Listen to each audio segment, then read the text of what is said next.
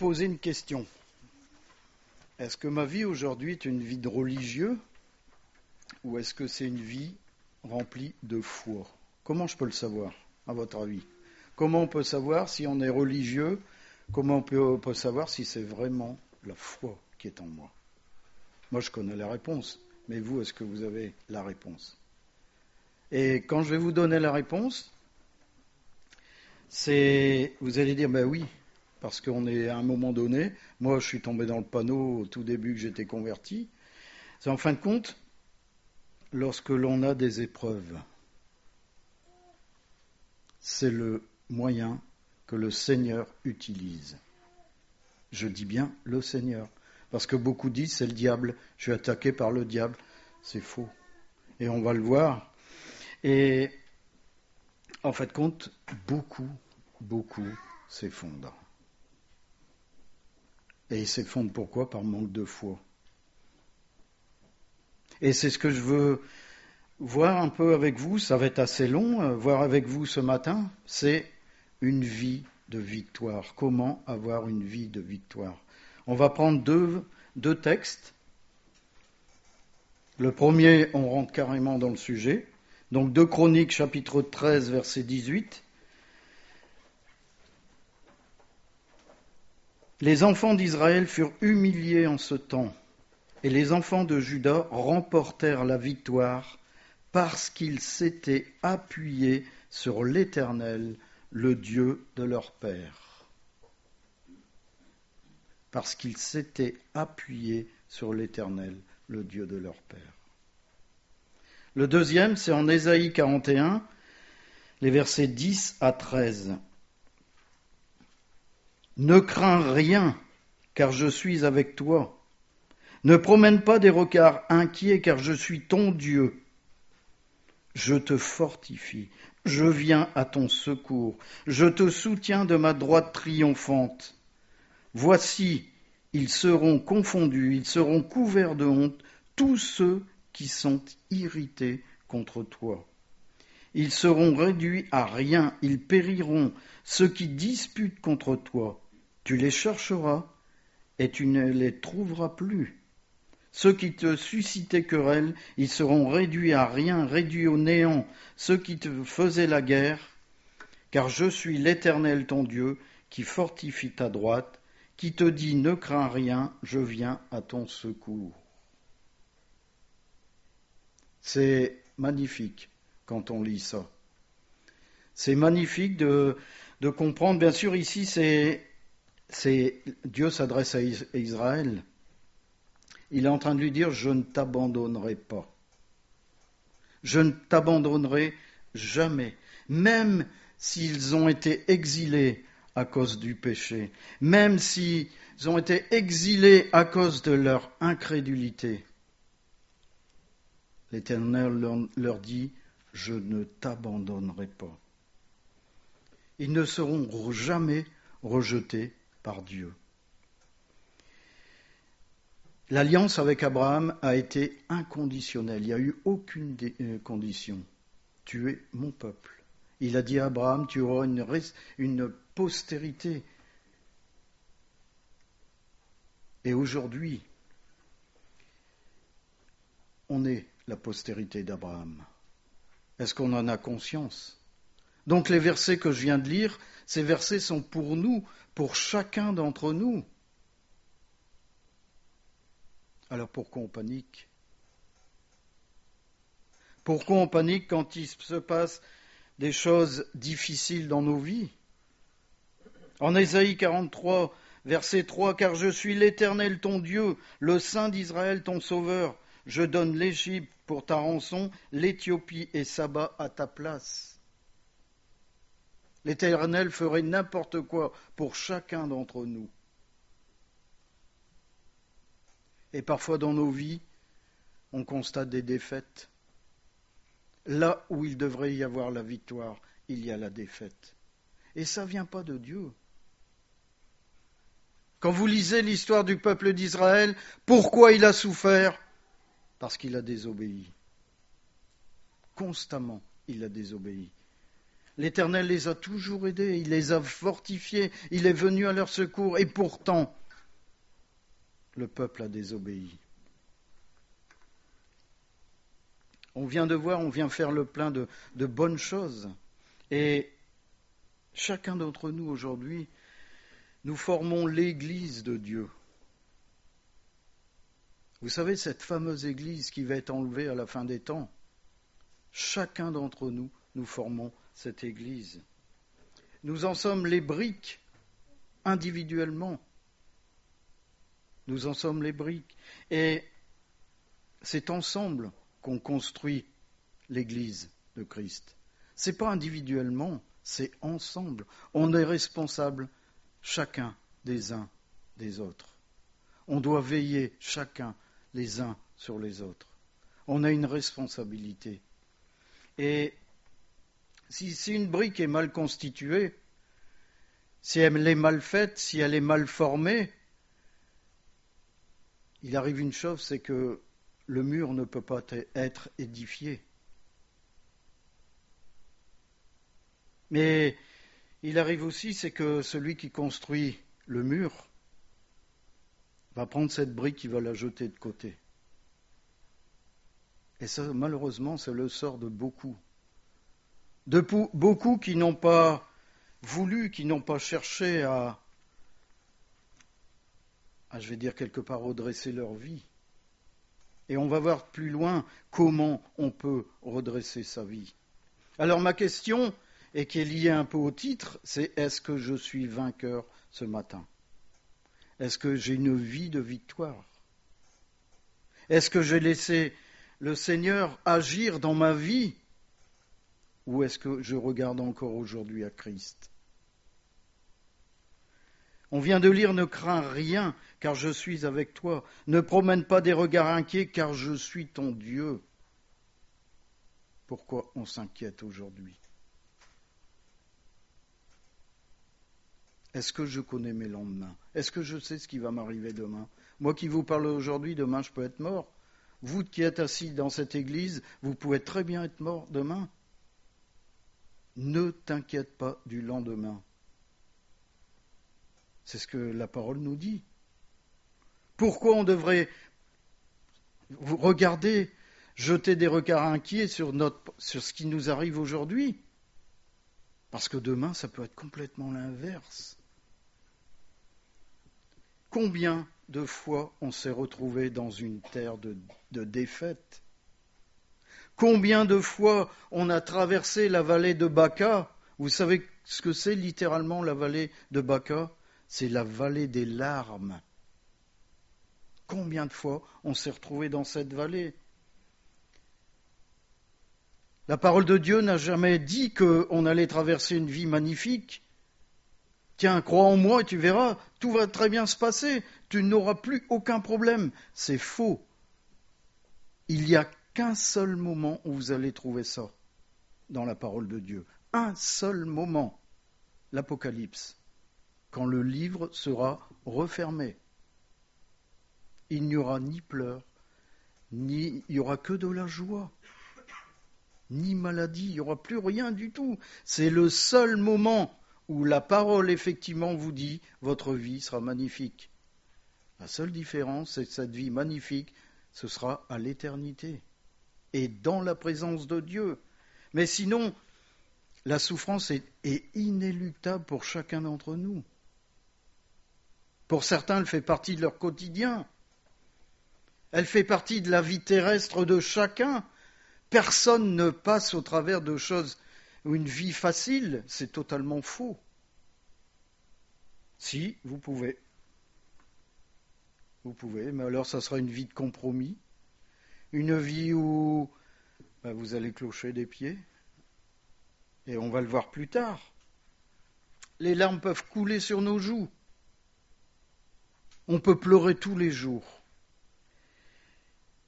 Mais on sait dans nos profondeurs, et c'est là où je vous disais tout à l'heure, on doit faire le point, est-ce que c'est une vie de religion, de religieux, ou est-ce que c'est vraiment une vie à Christ ?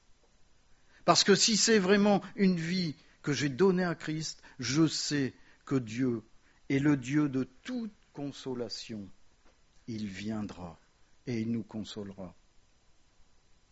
Je suis persuadé qu'il veut consoler ce matin. Ne crains rien car je suis avec toi. Ne promène pas des regards inquiets car je suis ton Dieu. Car je suis ton Dieu. Quand on connaît la puissance du divin, de quoi on a à s'inquiéter? Même si on traverse des choses difficiles, l'Éternel va nous porter. L'Éternel va venir avec nous dans le feu. Jamais il ne nous abandonnera. Je te fortifie, je viens à ton secours, je te soutiens de ma droite triomphante. Est-ce qu'on a oublié ces promesses? Et on mesure, quand on lit ce verset, on mesure la fidélité de Dieu. Imaginez qu'un jour il nous dit, débrouille-toi. Là, effectivement, on va connaître le désarroi dans notre vie. Parce qu'on n'aura plus rien, plus personne sur qui s'appuyer. On sera dans le vide.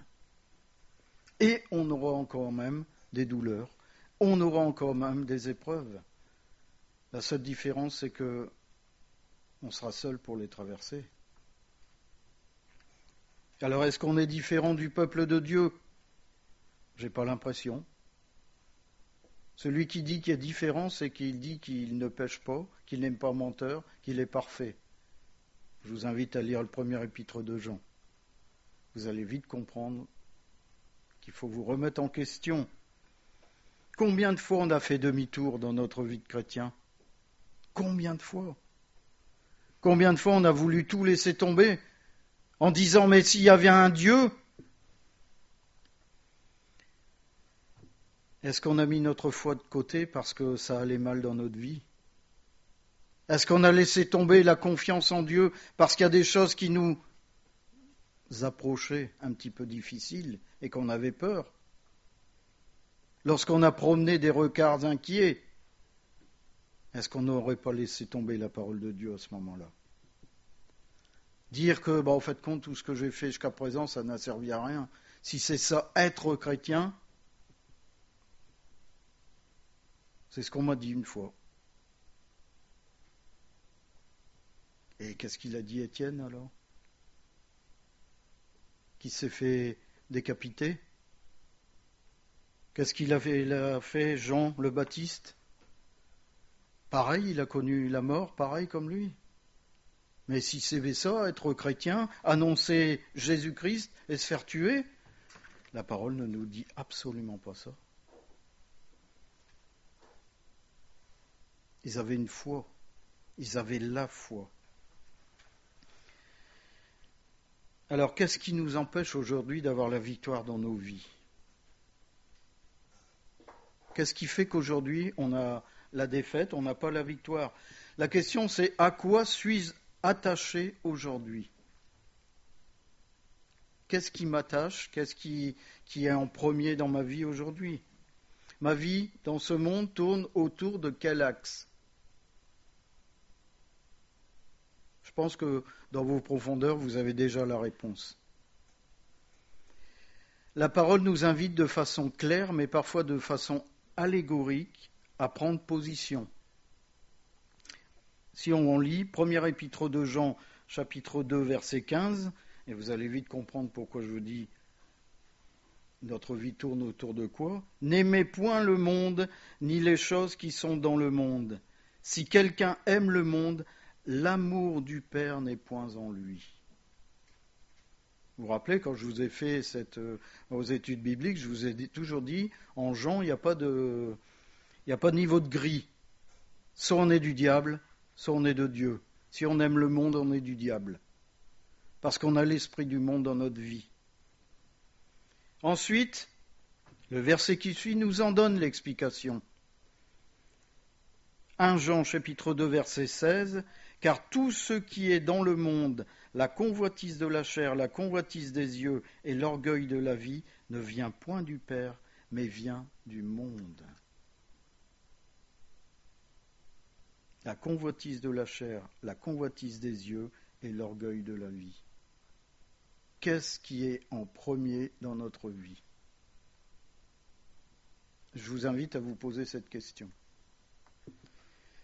Combien de chrétiens ont du mal à se détacher du monde ? C'est une chose difficile, parce que dans le monde, il y a un esprit. Et l'esprit qui est dans le monde est très puissant. Il vous aveugle. J'ai dit cette semaine à certains, où je travaille, il y a beaucoup de gens qui pensent être libres. Et quand les gens pensent être libres, quand vous entendez les gens, vous savez, avec le coronavirus, vous les entendez, ils passent devant la caméra, ils disent « Oui, mais nous, on a besoin de liberté ». Alors, pour les gens du monde, la liberté, c'est faire la fête, picoler. C'est beau, hein ? Voilà la liberté de ce monde. Alors, j'ai dit à mes collègues, vous savez, il n'y a rien de plus esclave que les gens qui commencent à dire « je suis libre ». Ils sont esclaves de ce qui a triomphé d'eux. On le verra plus tard. Et dans ce monde, on parle de liberté quand on parle de fête, quand on parle de lien social. Ah, bien sûr, le lien social, vous associez ça à l'alcool, vous associez ça à plein de choses. Vous savez, la misère du monde, on le voit et on l'entend. Vous imaginez que les violences faites aux femmes ont augmenté depuis le premier confinement de 30%. De 30%. Et il y a des gens qui arrivent à vous dire qu'on est bien dans ce monde-ci. Il n'y a jamais eu autant de détresse qu'en ce moment-là. Pourquoi ? Parce que les gens n'ont pas d'objectif. Parce que les gens n'ont pas d'espoir. Si l'espoir, c'est aller picoler, aller faire la fête, ça va être quoi quand ces gens auront 70 ans ou 80 ans qui ne pourront plus aller picoler et faire la fête ? Ça va être quoi leur espoir ? Ça va être d'attendre, comme on dit, ou on entend souvent, d'aller dans le trou ? Alors que nous, chrétiens, on a un espoir, et on va le voir après. On a une espérance. Donc ces chrétiens, il y a beaucoup de chrétiens, malheureusement, qui sont attachés au monde. Et ils ont du mal à s'extirper de cet esprit qui est dans le monde. Et en fin de compte, on s'aperçoit quoi ? Et c'est visible dans une église. On ne vous le dira pas, mais en tant qu'ancien, en tant que pasteur, même vous, en tant que, membre de l'église, vous voyez, à partir du moment où la personne n'a pas de stabilité spirituelle, c'est quelqu'un qui fait des compromis dans sa vie.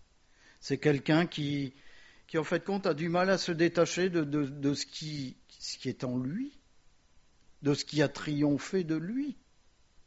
Et il y a plein de choses. Je ne vais pas les énumérer, mais il y a plein de choses qui aujourd'hui font que les gens, vous voyez, un coup ils sont comme ça, un coup ils sont comme ça, un coup ils sont comme ça. Aucune stabilité spirituelle. Au lieu d'avoir la victoire dans sa vie, on n'a que des défaites. Et vous avez des gens, constamment, ils veulent voir le pasteur parce que ceux-ci, veulent voir les anciens parce que ceux-là. Confie-toi en l'Éternel. C'est ce que la parole dit. Et en fait, compte, ces gens sont toujours dans le combat, constamment dans le combat. Et ils rencontrent parfois des victoires, mais très peu. Alors au lieu d'être victorieux, ils sont constamment vaincus. Ils sont dans la défaite permanente. En 2 Pierre, chapitre 2, verset 19, nous pouvons lire « Ils leur promettent la liberté quand ils sont eux-mêmes esclaves de la corruption, car chacun est esclave de ce qui a triomphé de lui. » C'est ce que je vous expliquais. On est esclave de ce qui a triomphé de nous. Qu'est-ce que ce matin ? Quelles sont les choses qui ont triomphé de nous ce matin ? Regardons notre vie.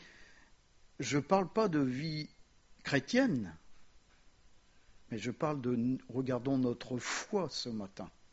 Comment est notre foi ce matin ? Vous voyez, je ne parle pas de vie chrétienne, parce qu'une vie chrétienne, on peut l'habiller. On peut l'habiller. On peut avoir de la religiosité. Et vous savez que Dieu a horreur de la religiosité. Il peut arriver dans un repas de noces, il va dire, mais c'est quoi cet habit que tu as mis? Tu as revêtu un habit que je ne t'ai pas donné. C'est la pensée que j'ai eue. C'est quoi l'habit que tu as revêtu? Vous savez quel habit Dieu veut nous donner? L'habit de justice. Lisez la parole et vous verrez. Il veut nous donner cet habit de justice. Alors ce matin, qu'est-ce qu'on a revêtu comme habit? Est-ce qu'on va de défaite en défaite, errant sur le bord du chemin, au lieu d'être au milieu du chemin, au milieu du courant d'eau vive? Parce qu'on se laisse envahir par des choses qui n'ont rien à voir avec la réalité de la vie de Jésus-Christ. Rien à voir. Est-ce qu'on voit encore les miracles que Jésus a fait dans notre vie? Est-ce qu'on les voit encore? Lorsqu'il est venu nous chercher dans la boue où nous étions, est-ce qu'on le voit encore, ça? Peut-être qu'aujourd'hui notre vie n'est pas parfaite. Et je dis merci, parce que ça prouve qu'on a encore besoin de lui. Et quand on ne se sent pas parfait, justement, c'est là où on doit être au pied de Jésus. Si on n'est pas au pied de Jésus, c'est qu'on refuse la grâce de Jésus-Christ. Et là, attendez-vous à avoir une vie de défaite. Mais si on est constamment au pied de Jésus-Christ, son sang va couler sur nous. Et c'est la victoire qu'on va connaître. Et je vais vous donner un verset qui va vous aider à réfléchir. En 1 Roi chapitre 18, verset 21. Alors Élie s'approcha de tout le peuple et dit, « Jusqu'à quand clocherez-vous des deux côtés? Si l'Éternel est Dieu, allez après lui. Si c'est Baal, allez après lui. » Le peuple ne répondit rien. Vous savez, quand les gens commencent à ne plus répondre, c'est qu'on a touché quelque chose. Lorsque Élie a dit ça au peuple, il a touché quelque chose dans leur cœur. Vous imaginez qu'il y avait l'Éternel derrière. C'est lui qui a donné cette parole à Élie. Et quand on n'a plus rien à dire, quand on ne sait pas quoi dire, devant la vérité et la puissance de la parole de Dieu, c'est qu'on est fautif.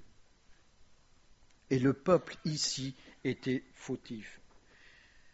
Sincèrement, qu'est-ce qu'on peut répondre à un Dieu qui nous aime de cette façon-là? Qu'est-ce qu'on peut lui répondre? Qu'est-ce qu'on peut répondre alors qu'on lui fait tant de mal par notre incrédulité, notre désobéissance?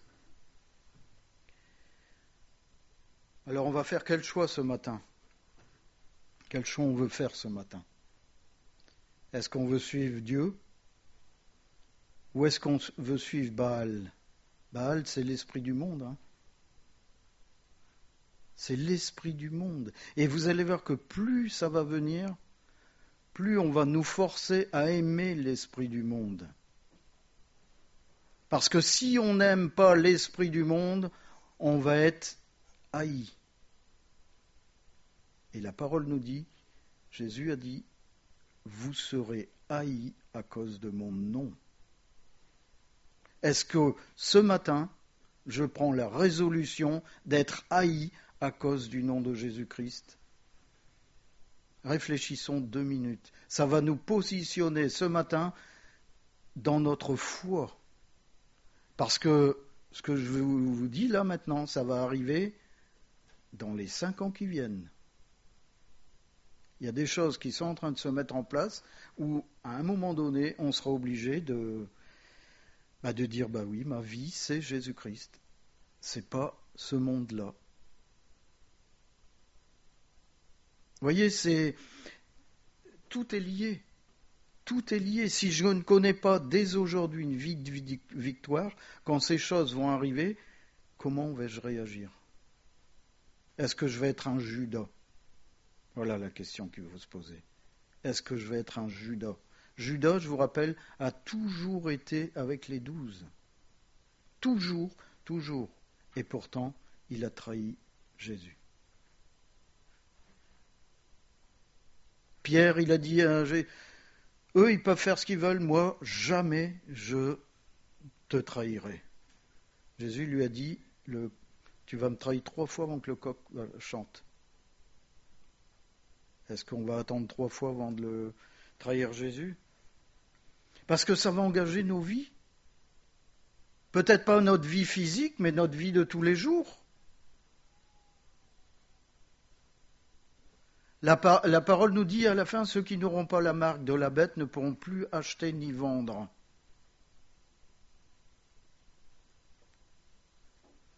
Il y a des choses qui sont en train de se mettre en place, justement. Et lorsque vous n'aurez pas la marque de la bête, vous ne pourrez plus acheter ni vendre. C'est pas spirituel. C'est vraiment ce qu'on va connaître. Alors si aujourd'hui ma vie n'est pas une vie de victoire, qu'est-ce que ça va être quand ces choses vont nous arriver en pleine figure? Peut-être que vous dites dans vos profondeurs, en fait compte, ce que Pascal est en train de me dire, c'est moi aujourd'hui. Peut-être vous dites, oui, mais j'ai pas eu de solution. J'ai prié l'Éternel, il ne m'a jamais répondu. L'Éternel n'écoute jamais que les paroles. Il regarde les actes. Vous comprenez ce que je suis en train de vous dire? Pourquoi il ne nous a pas répondu? Peut-être qu'il était en vacances. Peut-être qu'il avait trop de travail, à votre avis. Pourquoi il ne nous a pas répondu? Quand je pêche, quand il m'arrive de pêcher, est-ce que j'arrive à la réunion de prière le vendredi et je dis, Seigneur, je t'aime, tu es mon Dieu? Sincèrement. Est-ce que il y a la repentance dans ma vie? Voilà, c'est là où je voulais en venir. Est-ce que dès que je sais que j'ai péché contre l'Éternel, même si c'est une chose banale, est-ce que je me repens? Seigneur, je te demande pardon. Et quand je dis repentance, ça veut dire je te demande pardon, je fais demi-tour. On s'étonne qu'aujourd'hui, il n'y a plus de miracle. Justement, on parlait de ça cette semaine avec Arlette. On s'étonne qu'il n'y ait plus de miracle, alors que Jésus a dit, vous ferez des choses plus grandes que moi. Mais pourquoi? Parce qu'on se présente, on a le toupet de se présenter devant l'Éternel sans repentance. Sans repentance. On se dit, oui, mais bon, je suis lavé par le sang de Jésus-Christ. Waouh! Je vous arrête tout de suite. Si vous êtes lavé par le sang de Jésus-Christ et vous vous présentez devant Dieu sans repentance, vous n'avez rien compris du tout.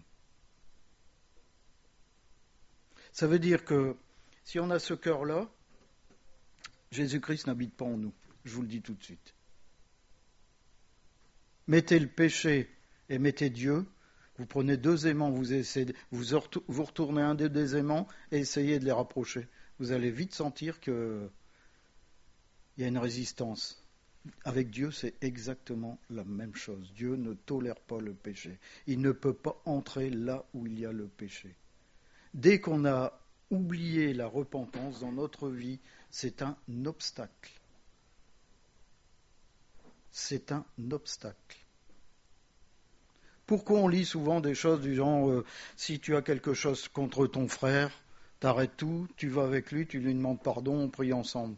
Vous voyez, il y a plein d'avertissements dans la parole de Dieu. Et souvent on les lit, c'est pas grave. On n'y prête pas attention. Il y a plein d'avertissements. Le manque de repentance, c'est le plus grand frein. C'est l'un des plus grands freins pour avoir une vie de victoire. Pourquoi? Parce que l'Éternel ne viendra pas dans une vie comme ça. C'est pas possible. Vous faites quelque chose de mal, c'est pas grave. Dieu sait, Dieu me connaît. Et pourtant, en Acte 3, verset 19, « Repentez-vous donc et convertissez-vous pour que vos péchés soient effacés. » Vous voyez, les deux sont liés. Hein. Repentez-vous, la première chose à faire, et convertissez. Il y a des gens qui disent, ben voilà, j'ai la foi, maintenant je vais me repentir. C'est faux. C'est faux. C'est Seigneur, je me reconnais pécheur devant toi. Voilà. C'est la première chose à faire. Et ensuite, on se convertit. Et bien sûr, ce n'est pas nous qui nous convertissons. C'est l'Esprit de Dieu qui nous convainc de pécher. Afin que des temps de rafraîchissement viennent de la part du Seigneur. Voilà une promesse, des temps de rafraîchissement. Est-ce que quelqu'un a déjà marché sous des 40 degrés ? Je pense qu'Emmanuel et Isabelle et leurs enfants peuvent nous le dire. Qu'est-ce que ça a fait quand ils ont porté le premier verre d'eau à la bouche, ou la gourde à la bouche ? Vous savez, j'ai vécu où je faisais des 75 km à pied avec un sac à dos de 20 kg. Vous savez, quand on posait le sac, des gens, on avait l'impression de s'envoler, mais quand on boit, là, on comprend ce que sont ces temps de rafraîchissement de Dieu. On comprend ce que sont ces temps de rafraîchissement. Ça veut dire qu'au milieu du feu, au milieu de la bataille, l'Éternel arrive et pour vous, c'est un soulagement. Un véritable soulagement. Il y a une importance qui est capitale, c'est de croire simplement. Jésus a toujours dit « je fais ». Je vais vous donner un exemple. Jésus 10, chapitre 10, verset 37, bien sûr, c'est une façon de dire « je fais ». Si je ne fais pas les œuvres de mon Père, ne me croyez pas. Si je ne fais pas les œuvres de mon Père. Il est entré dans la gloire de son Père parce qu'il a fait les œuvres de son Père. Voyez ? Quand je vous ai dit que tout à l'heure que Dieu n'écoute pas les blablas, il regarde les actes. Jésus a dit « je fais » et il l'a fait. Dieu écoute nos prières. Puis il se dit « maintenant, on va voir ». Une épreuve arrive, patatras, tout s'effondre. C'est lorsqu'on rentre dans l'œuvre de Jésus-Christ, lorsqu'on entre dans la pratique de la parole, dans le « je fais ». Vous voyez, il y a une différence entre le dire et le faire. Il y a des gens qui vont toujours vous dire « t'inquiète pas, je vais le faire ». Ils ne vous ont jamais dit l'année qu'ils allaient le faire. Et des fois, vous pouvez attendre longtemps. Et ils ne le font pas du tout. C'est le fait que les choses descendent du cerveau, de notre intelligence, sur le cœur. Le fait que lorsqu'on lit la parole, ça n'est plus une lecture intellectuelle, mais une lecture spirituelle. Voyez, on lit la parole de Dieu avec son cœur. On ne lit plus la parole de Dieu avec son cerveau. Pourquoi, d'après vous, à un moment donné, la parole de Dieu s'ouvre à vous ? C'est-à-dire que vous comprenez des choses qu'il y a des années que vous ne compreniez plus. D'après vous, pourquoi ? Parce que c'est les yeux du Saint-Esprit qui vous montrent la vérité qui est derrière chacun des mots de la parole de Dieu. Ce ne sont pas vos yeux, ça n'est pas votre intelligence. Si c'est votre intelligence, le livre sera toujours fermé à vous. Vous n'allez rien comprendre. Mais si c'est les yeux du Saint-Esprit qui lisent, vous allez tout comprendre. Et Dieu vous donnera justement ces temps de rafraîchissement parce qu'il vous accompagnera dans votre quotidien.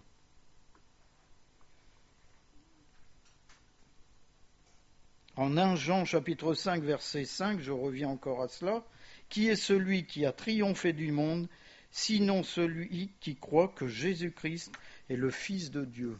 C'est le seul moyen où qu'on a de triompher du monde. C'est lorsqu'on est désobéissant, réfractaire à la parole, qu'on va commencer à baisser la tête. Vous savez, à ne plus regarder à Jésus-Christ, ne plus fixer Jésus-Christ. Et on s'éloigne en fin de compte. On s'éloigne de la parole, on s'éloigne de l'assemblée, et en fin de compte, on est complètement anéanti. Et ça, ce sont les conséquences de la désobéissance. On est anéanti. Mais en fin de compte, pourquoi on est désobéissant? Ça, c'est le deuxième point. Je vais essayer d'aller plus vite parce qu'il est déjà 11h25. Quand je vous ai dit que ça allait être long. Alors, suis-je désobéissant? La question qu'on doit se poser, c'est « Ah oui, bah Pascal, t'es dur avec nous. Moi, je ne suis pas désobéissant. Suis-je désobéissant ?» Dans le monde chrétien, on emploie souvent le terme « être désobéissant » en ce qui concerne surtout ce qui sont les choses de Dieu. Être désobéissant dans ce sens-là, c'est de faire ou d'être à l'opposé de ce que Dieu nous demande dans sa parole. Ou peut-être même directement lorsqu'on le reçoit sur son cœur.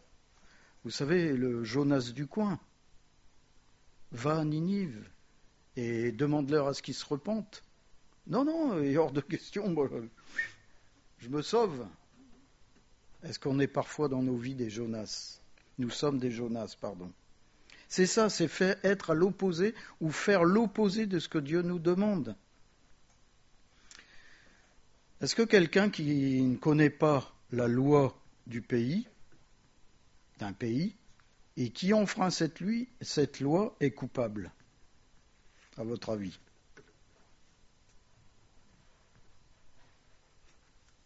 Oui, entre guillemets, mais non.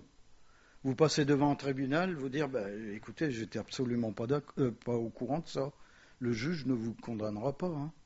Il va vous dire, maintenant, vous savez que ça, c'est interdit. Paul, dans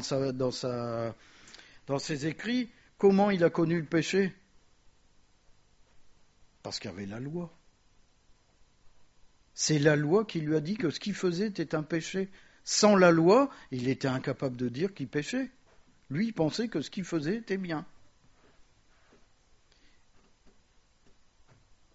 Et en fin de compte, un chrétien désobéissant, c'est un chrétien qui connaît ce que Dieu demande, qui sait ce que Dieu demande. Vous voyez, ça va au-delà de... Il sait parfaitement ce que Dieu demande, mais il enfreint. C'est-à-dire qu'il désobéit consciemment. Moi, je suis désolé, le chrétien qui sait que ce que Dieu demande et qui ne le fait pas, il le fait consciemment. On ne peut plus dire « je n'étais pas au courant. Je ne savais pas que dans la parole de Dieu, c'était marqué ça. » Et je ne parle pas ici des gens qui n'ont pas la foi. Hein, parce que bien sûr, celui qui s'en fiche de Dieu, il s'en fiche de ce que Dieu va dire. Ça, c'est clair. Je parle vraiment d'un chrétien. Et pour moi, ça, c'est grave. En Hébreu, ce qu'a conseillé Emmanuel tout à l'heure, Hébreu chapitre 4, verset 6, « Or, puisqu'il est encore réservé à quelques-uns d'y entrer, et que ceux à qui d'abord la promesse a été faite n'y sont pas entrés à cause de leur désobéissance. » Là, ici dans Hébreu, on parle de rentrer dans le repos de Dieu. Ils ne sont pas entrés dans le repos de Dieu par manque de foi. Et le manque de foi, ça a causé de la désobéissance dans le peuple. Et de ce fait-là, ils ne peuvent pas entrer dans le repos de Dieu. Et dans le même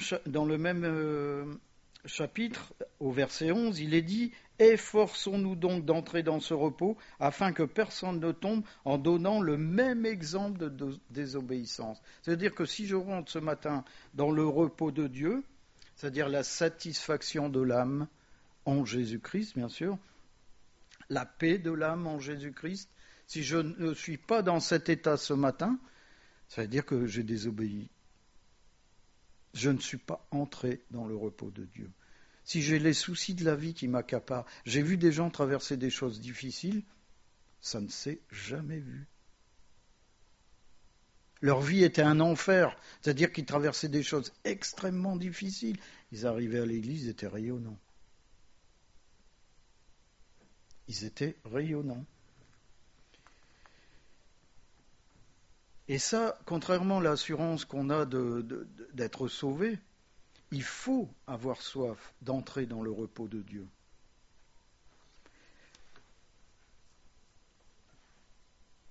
Alors on peut lire en Jean chapitre 6, je vais essayer d'accélérer, Jean chapitre 6, versets 39 à 40, « Or la volonté de celui qui m'a envoyé, c'est que je ne perde rien de tout ce qu'il m'a donné, mais que je le ressuscite au dernier jour. La volonté de mon Père, c'est que quiconque voit le Fils et croit en lui ait la vie éternelle, et je le ressusciterai au dernier jour. »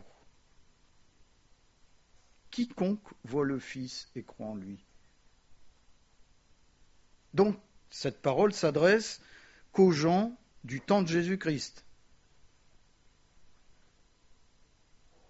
À votre avis, quiconque voit, c'est pas dit connaît, si quiconque voit le Fils.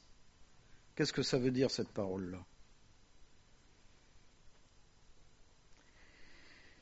Quiconque voit le Fils, c'est voir le Fils dans sa vie. C'est-à-dire qu'on produit Jésus-Christ dans notre vie. Il y a les fruits de la vie de Jésus-Christ dans notre vie. Quiconque voit le Fils dans sa vie et croit en lui, il a la vie éternelle. Vous voyez que ça n'a rien à voir avec la religiosité. Ça n'a rien à voir avec le fait d'être à l'église, d'être présent à toutes les réunions. Ça n'a absolument rien à voir. Quiconque voit le Fils. Est-ce que je vois le Fils ce matin dans votre vie? Ça sous-entend bien sûr le fait d'être en dehors de l'Église. Est-ce que je vois le Fils quand vous êtes en dehors de l'Église?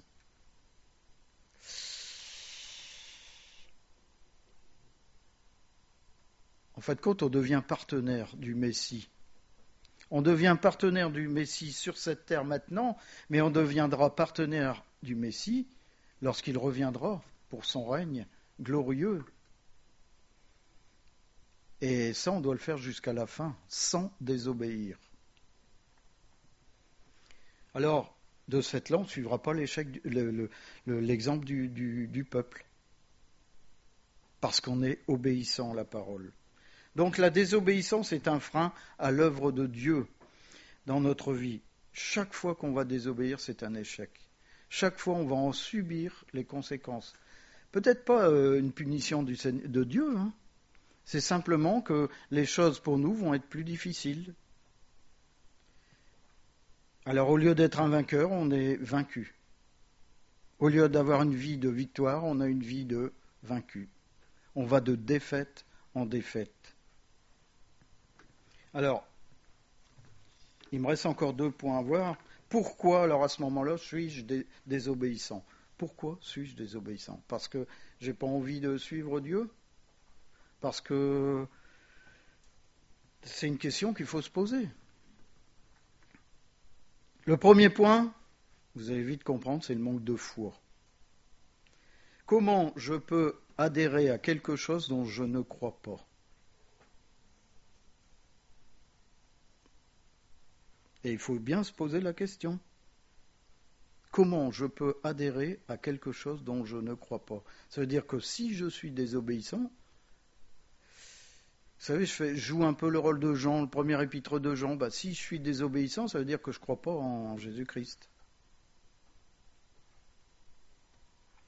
Or, la foi est une ferme assurance des choses qu'on espère, une démonstration de celles qu'on ne voit pas. C'est ça la foi. Hébreux, chapitre 11, verset 1. Vous voyez qu'il faut lire 3 fois Hébreux. Il faut suivre les conseils d'Emmanuel. Or, la foi est une ferme assurance des choses qu'on espère, une démonstration de celles qu'on ne voit pas. Une ferme assurance. C'est quoi une ferme assurance? Ça veut dire que je suis sûr. J'en suis sûr. Personne ni rien ne fera changer d'avis. Parce que j'ai une ferme assurance. J'ai une ferme assurance de quoi ce matin? Est-ce que j'ai une ferme assurance que le Seigneur est intervenu dans ma vie? Est-ce que j'ai une ferme assurance ou un doute sur le fait que un jour Dieu m'a abandonné alors que j'étais dans la mouise? Rigolez pas, il y en a plein qui ont quitté une église à cause de ça, en disant s'il y avait un Dieu, j'aurais pas traversé ces choses-là. C'est ça, être chrétien? Bon, la personne qui dit ça, je lui dis t'inquiète pas, t'as jamais été chrétien. Il faut se poser les bonnes questions. Il faut vraiment se poser les bonnes questions pour connaître la réalité de notre foi. La foi, en fin de compte, c'est une conviction par laquelle le croyant reconnaît la création de Dieu. Hébreux, chapitre 11, verset 3, c'est par la foi que nous reconnaissons que le monde a été formé par la parole de Dieu, en sorte que ce qu'on voit n'a pas été fait de choses visibles. Est-ce que je crois la Genèse? Est-ce que je crois que Jésus-Christ est venu? C'est-à-dire Dieu est venu incarné en Jésus-Christ. Il est mort sur la croix, il est ressuscité et aujourd'hui, il est à côté du Père et il plaide pour chacun d'entre nous. Est-ce que j'y crois? Ou est-ce que ça me rassure? Ça m'évitera de passer mes jours en enfer. Non, mais ce que je vous dis, je suis sérieux quand je dis ça, parce que si vous me dites non aujourd'hui, ça veut dire que votre vie doit changer du tout au tout. Du tout au tout. L'amour de Dieu, c'est la réalité des choses invisibles. Je sais que Dieu m'aime. Je sais dans mon cœur, dans mes profondeurs, même si aujourd'hui je suis dans la misère, même si aujourd'hui je traverse des choses difficiles, je sais que Dieu m'aime. Et si je reprends le début, il viendra à notre secours. C'est pas magnifique? Je sais que Dieu m'aime et je sais qu'il viendra à mon secours. Est-ce qu'on va mettre tout notre cœur dans quelque chose dont on n'a pas la conviction? Non, absolument pas. Si je vous dis tel bateau, vous pouvez y aller, il n'y a aucun problème, vous pouvez rencontrer n'importe quelle tempête. Puis je vous présente un petit Zodiac en caoutchouc. Est-ce que vous allez traverser les plus grandes des tempêtes avec ce petit Zodiac en caoutchouc? Ben non. Si je vous montre un bateau puissant, là vous allez dire oui, j'y vais. Et ce bateau puissant, c'est Dieu. Et la différence, est-ce que dans ma vie, je vois ce bateau puissant? Est-ce que j'ai la conviction que ce bateau est puissant? Est-ce que j'ai la conviction que Dieu est puissant? Est-ce que j'ai la conviction que Dieu est à mes côtés, quel que soit ce qui se passe dans ma vie? Vous imaginez, c'est quelqu'un qui fait une crise cardiaque, qui a le défibrillateur à côté de lui, et vous avez une personne qui arrive, qui voit qu'il ne s'en sert pas. Parfois dans nos vies, on a exactement la même chose. Il y a quelque chose de difficile qui nous traverse, on va chercher le voisin, on va chercher... Puis on oublie qu'il y a Dieu. Dieu, il arrive, il pose juste son doigt. Tic, terminé. C'est fini.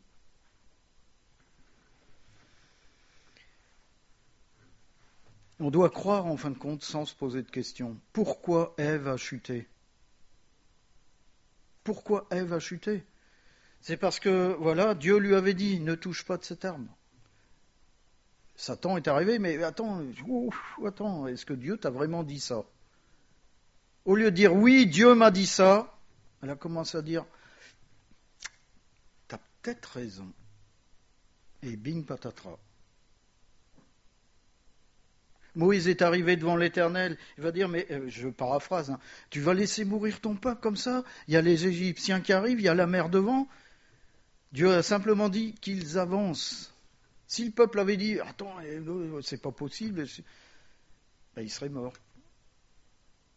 Ils ont avancé. Quand ils ont commencé à avancer, la mer s'est ouverte.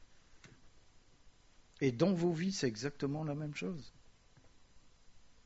Mais attends, je suis là. Regarde, obéis et tu verras. En Hébreux chapitre 11, verset 6, « Or, sans la foi, il est impossible de lui être agréable, car il faut que celui qui s'approche de Dieu croit que Dieu existe et qu'il est le rémunérateur de ceux qui le cherchent. » Est-ce que je crois dans mes profondeurs que Dieu existe?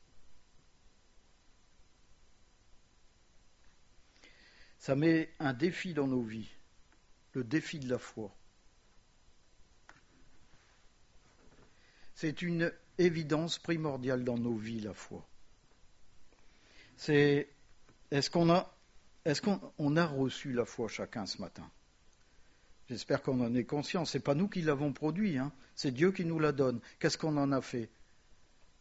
Si vous ne savez pas, vous allez lire la parabole des talents. Qu'est-ce qu'on en a fait? Est-ce qu'elle est restée au même niveau? Voilà, le Seigneur m'a donné ma foi, maintenant je ne veux pas la perdre, donc je l'enterre. Ou est-ce que dit non, en toute chose j'engage ma foi. Et elle devient puissante, elle devient réelle dans ma vie. La foi, en fin de compte, ça nous apporte une victoire. La victoire comme une récompense. Il y a beaucoup de gens qui ont engagé leur foi et qui ont gagné des combats incroyables. Parce qu'ils ont engagé leur foi, qu'ils ont dit oui, je crois en ce Dieu puissant. Rien ne me fera reculer. David, devant Goliath, il avait 12 ans. L'autre, c'était un super guerrier qui avait rencontré des victoires. Lui, il est allé avec une fronde et une pierre. Voilà ce qu'est la foi. Combien ont lâché la parole, combien ont lâché l'assemblée, je vous ai dit déjà, parce qu'ils avaient des doutes, parce qu'ils traversaient des difficultés et qu'ils pensaient « Ah, s'il y avait un Dieu, je n'aurais pas travaillé. » C'est vrai que quand on est chrétien, rien ne nous arrive. C'est ce que la parole nous dit. Il n'y a rien qui va vous arriver. C'est faux. C'est faux. C'est totalement faux. La seule différence, c'est qu'on est accompagné. Il est à notre droite.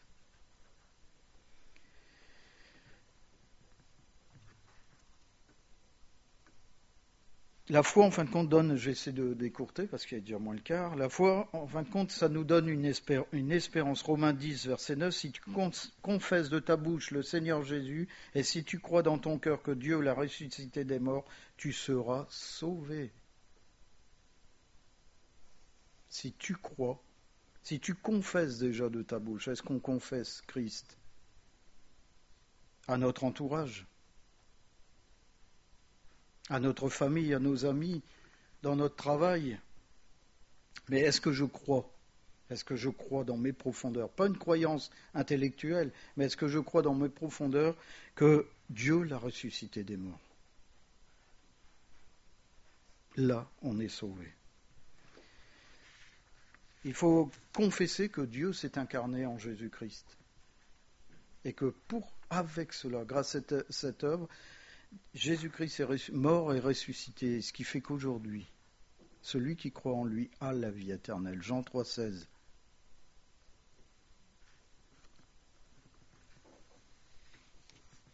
Donc, j'aimerais aborder avec vous, donc on a vu l'histoire de la foi, et il y a un dernier point qui est très important, et je ne voudrais pas le passer à côté, donc je vais essayer de faire assez vite, c'est la persévérance. On peut avoir la foi, mais si on ne persévère pas, on perd tout. C'est l'élément essentiel pour la vie d'un chrétien. Combien de fois on a ralenti ou on s'est arrêté dans notre vie spirituelle à cause des épreuves? Faisons le point. Lorsqu'il y a eu des tempêtes, lorsqu'il y a eu des pensées qui nous ont envahis, combien de fois on a arrêté? Combien de fois on a ralenti? Et à chaque fois, ce qu'on remarque, c'est qu'on a connu une défaite spirituelle. On n'a pas connu une défaite physique, on n'a pas connu une défaite morale, on l'avait déjà. Mais on a connu une défaite spirituelle. On a reculé. Au lieu d'avancer avec le Seigneur, on a reculé. La parole nous dit quelque chose qui va résumer cette prédication. Romains chapitre 5 verset 4, la persévérance, la victoire dans l'épreuve, et cette victoire, l'espérance. En fin de compte, l'affliction, ce qu'on connaît comme chose difficile, ça produit la persévérance, la fermeté. C'est la capacité de rester dans les difficultés sans jamais abandonner. J'ai connu des gens qui ont vécu ça. J'ai connu des gens qui ont vécu ça. Ces fameuses personnes qu'on a vues passer la porte avec un grand sourire, parce qu'elles n'ont jamais abandonné la foi. Parce qu'elles avaient placé leur confiance en l'Éternel. Jacques nous dit, en chapitre 1, versets 3 et 4, « Sachant que l'épreuve de votre foi produit la patience, mais il faut que la patience accomplisse parfaitement son œuvre, afin que vous soyez parfaits et accomplis, sans faillir en rien. » Comment un chrétien doit-il réagir face aux difficultés, face aux choses qui arrivent? Alors attention, il doit se glorifier de ses afflictions. Alors quand j'ai dit ça, celui qui n'a pas connu d'affliction réelle, il va se dire oui, c'est facile. Mais se glorifier de ses afflictions, c'est-à-dire remercier Dieu des épreuves qu'on rencontre. En fait, compte, la vraie foi, c'est ça. C'est ça la vraie foi. Cette vraie foi, en fin de compte, elle produit la patience, ou l'endurance, si vous voulez. La fermeté d'une vie spirituelle accomplie en Jésus-Christ. C'est ça que produit justement ces choses. Et la patience, ce n'est que le premier des bénéfices. Il y en a d'autres. Toute foi éprouvée produit la patience, c'est ce qu'on vient de voir. Et c'est le fait de poursuivre jusqu'à la fin qui va nous donner une maturité et un épanouissement spirituel. Il ne faut pas aspirer aux souffrances. Ce n'est pas ce que je suis en train de vous expliquer, mais c'est lorsqu'on les traverse avec foi que l'on grandit spirituellement. Les deux mots décrivent ce but parfait et accompli. C'est souvent traduit parfait, traduit par fait, et accompli est traduit par entier. On est fait et entier en Jésus-Christ. Quelqu'un qui est entier, c'est quelqu'un que vous ne pourrez jamais faire changer d'avis. Fait et entier en Jésus-Christ. On peut traverser les épreuves avec joie. Rappelez-vous, lorsqu'on voit Pierre dans les Actes, qui chantait dans la prison, et en fin de compte, ça prouve une foi qui a été faite et produite par Jésus-Christ. Ce n'est pas une foi qu'on a construite, bricolée, à force de venir à l'église, à force de lire notre évangile, si vous voyez ce que je veux dire, c'est-à-dire l'évangile qui fait du bien, les bonnes choses de la parole de Dieu, en oubliant celles qui nous remettent en question. Et cette vie, en fin de compte, c'est une vie qui nous amène à une vie de victoire. Une vie remplie de la victoire de Jésus-Christ. Et il y a une glorification dans, justement, les afflictions parce que nous sommes tous, lorsqu'on connaît ça, on connaît le point final de, justement, cette formation. C'est que ça produit la persévérance. C'est-à-dire que je sais que, avec ce que j'ai traversé, avec le fait que le Seigneur a été toujours avec moi, je sais que je vais continuer. Je ne vais pas être défait, je ne vais pas connaître la défaite dans ma vie, mais ma vie sera une vie de victoire. Et ce n'est pas moi qui vais produire cette vie de victoire. C'est en fin de compte Jésus qui est en moi. Parce que notre foi, à ce moment-là, sera parfaite. Ça ne sera pas une foi théologique, ça ne sera pas une foi intellectuelle, mais ça sera la foi que Dieu nous aura donnée et qui aura grandi en fermeté. En conclusion, connaître une vie de victoire, ça ne s'acquiert pas d'une façon, vous savez, voyez, je suis victorieux. C'est absolument pas ce que je vous ai dit ce matin. En fin de compte, ça engage notre foi. La première chose qu'on doit regarder ce matin, c'est quel est l'état de notre foi ce matin. Est-ce que je suis chrétien du dimanche ? Ou est-ce que vraiment je dis Seigneur, tu es ma vie ?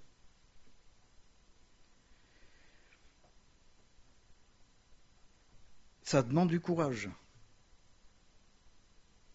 Ça demande beaucoup de courage. Mais ce que je dois dire souvent, c'est que dans les épreuves, on manque de courage, malheureusement. Alors il faut demander ce courage à l'Éternel. C'est facile de dire qu'il faut se glorifier de ses afflictions. Seigneur, je te remercie parce qu'aujourd'hui je souffre. C'est facile de le dire. Lorsque je dis ça, je ne suis pas plus avancé.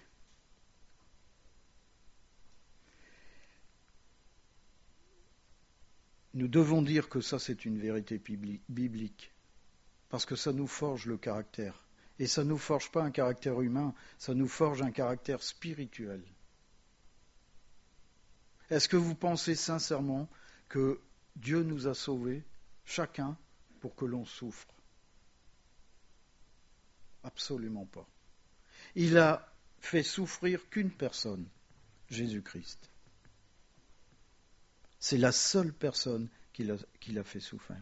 Et il l'a fait souffrir parce qu'il nous aime, bien plus qu'on ne peut imaginer.